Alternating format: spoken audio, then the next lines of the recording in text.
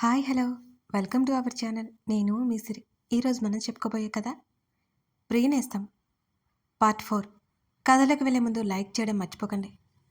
Hi వదిన అన్న పిలుపుతో ఉలిక్కిపడి లేచింది ప్రవర్తిక. ఎదురుగా ఒక అమ్మాయింది. ఎవరా అన్నట్టు చూసింది.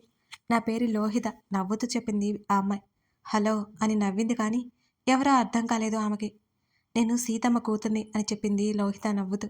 ఓ అవునా, ఏం చేస్తుంటావు? ప్రవర్తిక కూడా నవ్వుతూ అడిగింది. నేనా, బీటెక్ ఫైనల్ ఇయర్ వదినా. అది సరే కానీ అర్జుననే నిన్ను ప్రేమించి పెళ్లి చేసుకున్నాడట. ఇది పెద్ద వింత, ఆశ్చర్యంగా చెప్పింది లోహిత. అర్జున్ పేరు వినగానే కోపం వచ్చేసింది ప్రవర్తికకి. కానీ మౌనంగా ఉండిపోయింది. చెప్పు వదిన, మీది లవ్ మ్యారేజ్ అంట కదా. అర్జున్ అన్నయ్యని ప్రేమలో పడేశావు నువ్వు. నిజంగా గ్రేట్ అని కన్ను కొట్టింది నవ్వుతూ లోహిత. సినిమా హీరో అన్నట్టు చెప్తుంది పిల్ల. అక్కడ ఉంది రాక్షసుడని ఎవరికి తెలీదు అనుకొని ఓ వెర్రి నవ్వు నవ్వుకుంది. నేను వచ్చి 2 రోజులే, నువ్వు కనిపించలేదే? మాట మారుస్తూ అడిగింది Pravartika. Project work full busy వదినా. సారీ, అందుకే రాలేదు. ముఖం చిన్నపుచ్చుకొని చెప్పింది లోహిత. ఏయ్ పర్వాలేదు, ఈ మాత్రం దానికి సారీ ఎందుకు చెప్పు. నువ్వేంటి ఈ టైంలో వచ్చావు అని అడిగింది. అమ్మ చెప్పింది నిన్ను రెడీ చేయమని నవ్వుతూ అంది లోహిత. నన్నా, ఎందుకు అని అయోమయంగా అంది ప్రవర్తిక. అబ్బా వదినా, తెలియనట్టు నువ్వు మరీను. ఇవాళ మీ ఫస్ట్ నైట్ అంట కదా అని చెప్తూ కన్ను కొట్టింది లోహిత. అవును కదా, ఈ విషయం ఎలా మర్చిపోయాను, ఇప్పుడు ఏం చేయాలి అని టెన్షన్గా చేతులు నలుపుకుంటూ ఉంది ప్రవర్తిక. వదిన, అన్నయ్య కదా, సిగ్గుపడకు. లోహిత ఆట పట్టించింది. సిగ్గా, టెన్షన్తో చస్తుంటే అనుకుని అదేం లేదులే. అమ్మాయి ఎక్కడా మాట మార్చింది ప్రవర్తిక. అబ్బా వదిన, అమ్మ వంట పనిలో ఉందిలే కానీ నువ్వు స్నానం చేసిరా వెళ్ళు అని బలవంతంగా బాత్రూంలోకి నెట్టింది లోహిత. వదిన, నేను 10 మినిట్స్లో వస్తాను. ఈలోపు ఇక్కడ చీర ఉంది చూడు అని అరిచి చెప్పి అక్కడి నుంచి లోహిత బయటికి వెళ్ళిపోయింది. అన్నయ్య అని అరిచింది లోహిత అర్జున్ గదిలోకి వెళ్ళి. లోహి ఇప్పుడైనా రావడం? చిన్నగా నవ్వుతూ అడిగాడు అర్జున్. నేను వచ్చి చాలాసేపు అయింది అన్నయ్య. వదినతో ఇప్పుడే మాట్లాడి వస్తున్నా అని లోహిత నవ్వుతూ చెప్పింది. వదిన, తనెవరు? అయోమయంగా అడిగాడు అర్జున్. లోహిత అయోమయం కలగలిపి అతని వైపు చూసింది. అదేంటన్నయ్య, ప్రవర్తిక వదిన? అదే అయోమయంతో అడిగింది ఆమె. నేనేంటి ఇలా అనేసా అనుకుని వదిన అనేసరికి కొత్తగా ఉందిరా అని కవర్ చేస్తూ చెప్పాడు అర్జున్. ఓ అవునా, సర్లే. వదిన నీతో ఏదో మాట్లాడాలి అంట ఓరకంట అర్జున్ని గమనిస్తూ చెప్పింది లోహిత. ఏంటి? ఆశ్చర్యంగా గట్టిగా అడిగాడు అర్జున్. లోహిత ఉలిక్కిపడింది. ఏంటన్నయ్య అలా అరిచావు? ఏం లేదురా, ఎందుకు పిలిచింది అన్నాడు. ఏదైనా ప్రాబ్లం ఏమో అని. ఏమో, నాకేం తెలుసు. మీరు భార్యాభర్తలు, మీ మధ్యలో ఎన్ని విషయాలుంటాయో. ఇంతకీ అంకుల్ ఎక్కడా? అక్కడి నుంచి వెళ్ళిపోయింది లోహిత. ఎందుకు పిలిచింది తను? నేనంటే భయపడుతుంది. నన్నెందుకు పిలిచినట్టు అనుకుని ప్రవర్తిక గదివైపుకి అడుగులు వేశాడు అర్జున్.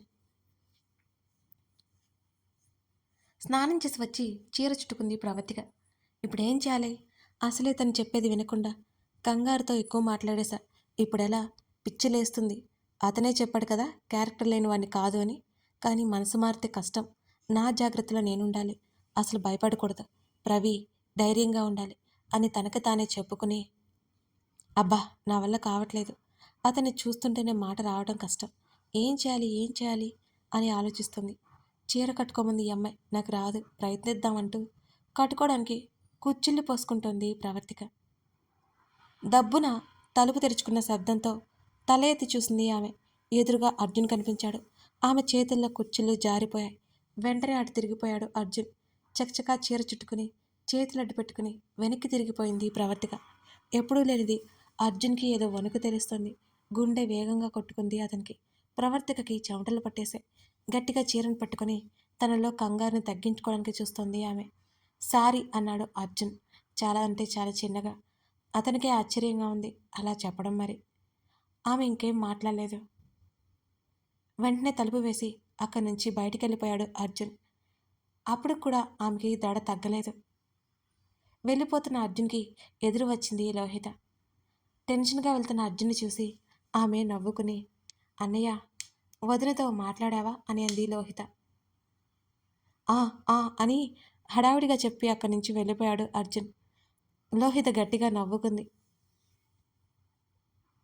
ప్రవర్తిక దగ్గరికి వెళ్ళింది లోహిత. అప్పటికి అటువైపు తిరిగి అలాగే చీరను చుట్టుకుని గట్టిగా పట్టుకుంది ప్రవర్తిక. వదినా, ఇంకా ఇలాగే ఉన్నావేంటి అని నవ్వుకుంటూ అడిగింది లోహిత. అయినా ఏం మాట్లాడలేదు ప్రవర్తిక. వదినా నిన్నే అని భుజం మీద చేయి వేసింది లోహిత. ఆ అని తేరుకుంటూ ఉలిక్కిపడింది. చెప్పవేంటి వదినా? ఏం లేదు ఏం లేదు అని తడబడుతూ చెప్పింది.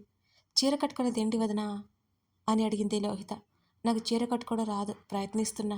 ఈలోపు మీ అంటూ టక్కున ఆపేసింది. తనేం చెప్పాలని ఆగిపోయిందో అర్థమై, ఆ చెప్పు వదినా. మీ అని తర్వాత ముసిముసిగా నవ్వుకుంటూ అడిగింది లోహిత. ఏం లేదులే లోహిత, నువ్వు కట్టవా అని అంది ప్రవర్తిక. అని కట్టడం మొదలుపెట్టింది లోహిత. ప్రవర్తిక అటు ఇటు కదులుతూనే ఉంది. వదినా, నువ్వు కుదురుగా ఉండు అంటూ కడుతోంది లోహిత. లోహిత, నాకు చక్కిలిగిలిగా ఉంది నవ్వుతూ చెప్పింది ప్రవర్తిక. వదినా, నువ్వు ఇలా ఉంటే ఎలా? మా అన్నయ్యకి నీతో చాలా కష్టం అని నవ్వుతూ కన్ను కొట్టింది లోహిత. షాక్ అయిపోయింది ప్రవర్తిక. లోహిత నవ్వుకుంది. ప్రవర్తికకి గదిలోనే భోజనం తీసుకువచ్చింది లోహిత. Thank you Lohitha. అబ్బా వదినా, థ్యాంక్స్లు అన్నీ ఎందుకులే కానీ లోహిత్ అంటే పొడుగ్గా ఏం పిలుస్తావులే కానీ లోహి అను, అనడానికి నీకు వినడానికి నాకు సింపుల్గా ఉంటుంది అన్నది. ప్రవర్తిక నవ్వింది. అలాగే లోహి అంటూ. గుడ్ అంటూ తను కూడా నవ్వింది. ఎంత అందంగా ఉన్నావో, అర్జున్ అన్నయ్య చూస్తే ఫ్లాట్ అంతే అని ఇబ్బందిగా నవ్వింది ప్రవర్తిక. అర్జున్ గది బయట దాకా వచ్చి ఆల్ ది బెస్ట్ వదిన అని చెప్పి పాల గ్లాస్ ప్రవర్తిక చేతిలో పెట్టి లోహిత వెళ్ళిపోయింది.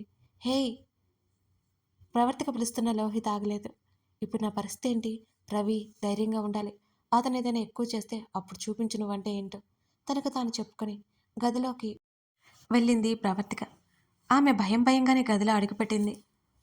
తెల్ల చీరలో దేవకనిలా మెరిసిపోతున్న ఆమెని కన్నార్పకుండా చూస్తుండిపోయాడు అర్జున్ కొన్ని క్షణాల పాటు. అతని చూపులు ఆమెకు తగులుతుంటే ఏదో తెలియని అలజడి ఆమెలో ఎక్కువైపోయింది. అతను ఒక్కొక్క అడుగు ఆమె వైపు వేస్తుంటే అంతకంతకు ఆమె గుండె వేగం పెరిగిపోతూ ఉంది అతని దాటికి.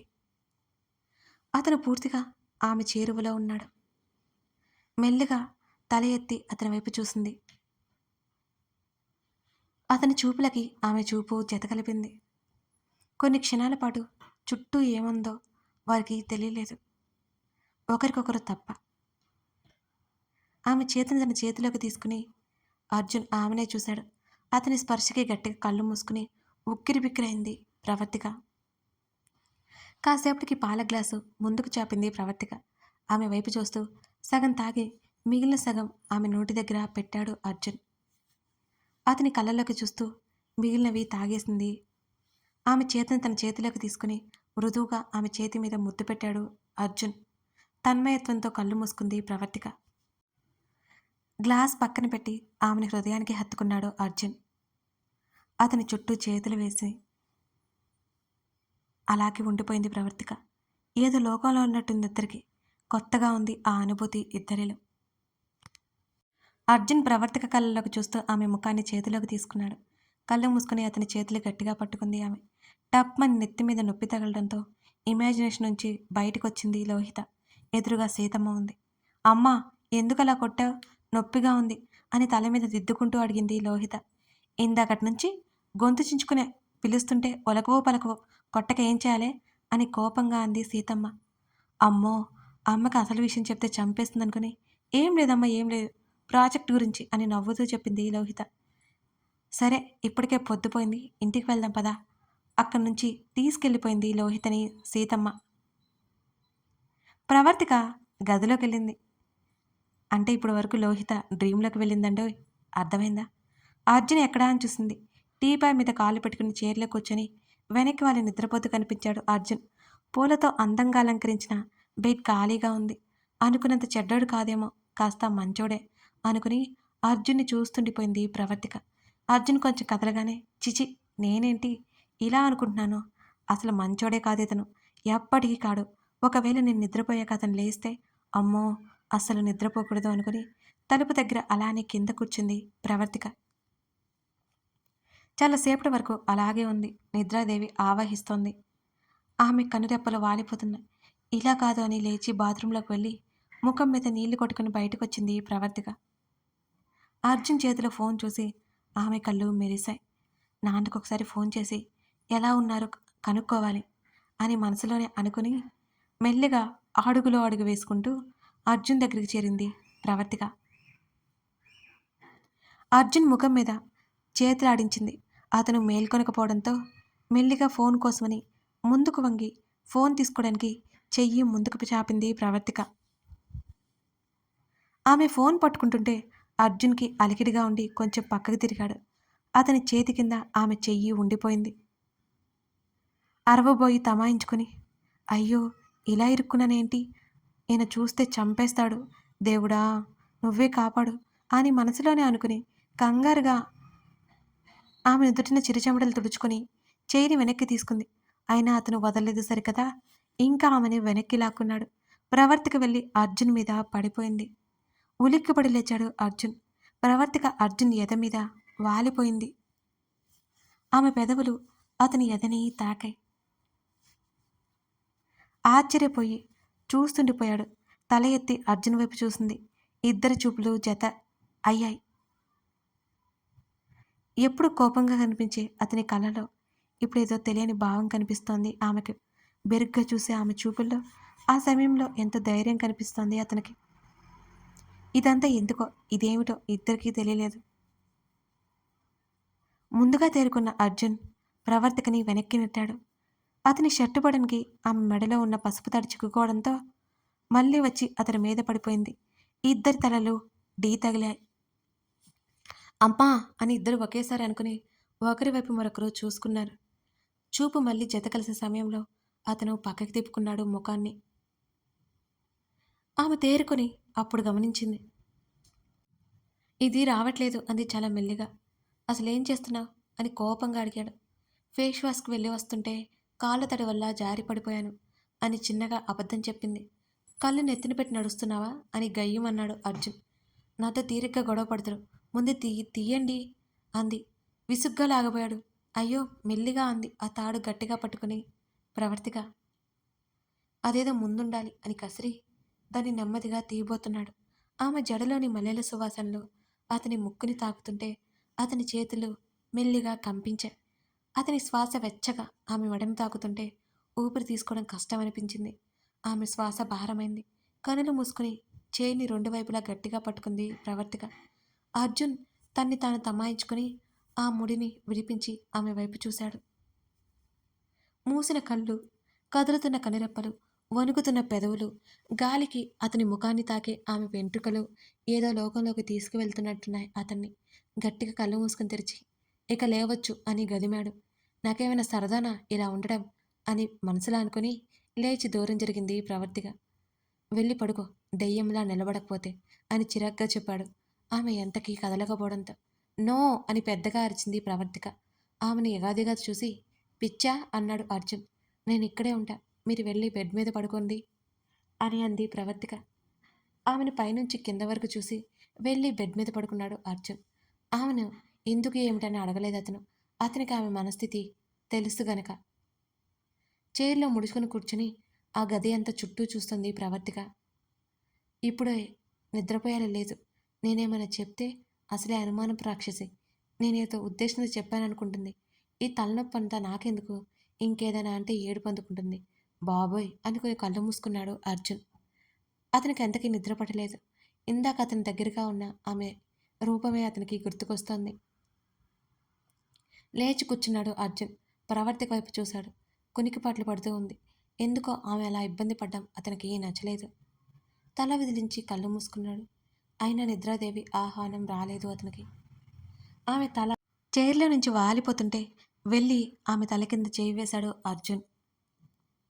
సరిగ్గా నిద్రలేక ఆమెకి మెలకువ రాలేదు. అక్కడ ఆమెకి ఇబ్బందిగా ఉందని ప్రవర్తికని రెండు చేతులతో నెమ్మదిగా ఎత్తుకుని అతను బెడ్ మీద పడుకోబెట్టి కాసేపు ఆమెను అలా చూసి అర్జున్ వెళ్ళి చైర్లో సెటిల్ అయ్యాడు. కథ కొనసాగుతుంది. ఉదయాన్నే తను బెడ్ మీద ఉండడం చూసిన ప్రవర్తిక రియాక్షన్ ఏంటో మరి. ఇప్పటికే పిల్లి ఎలకల్లా కొట్టుకుంటున్న వీరిద్దరూ అసలు ఒకటవుతారా? ఎలా వీరిద్దరి మధ్య ప్రేమ చిగురుస్తుంది? లేకపోతే విడిపోతారా? ఇవన్నీ తెలుసుకోవాలంటే మీరు మిగిలిన కథ చూడాల్సిందే. కథ నచ్చితే లైక్ చేసి కామెంట్ చేయడం మర్చిపోకండి ఫ్రెండ్స్. మీకు ఈ కథ ముందు ముందు ఇంకా నచ్చుతుంది.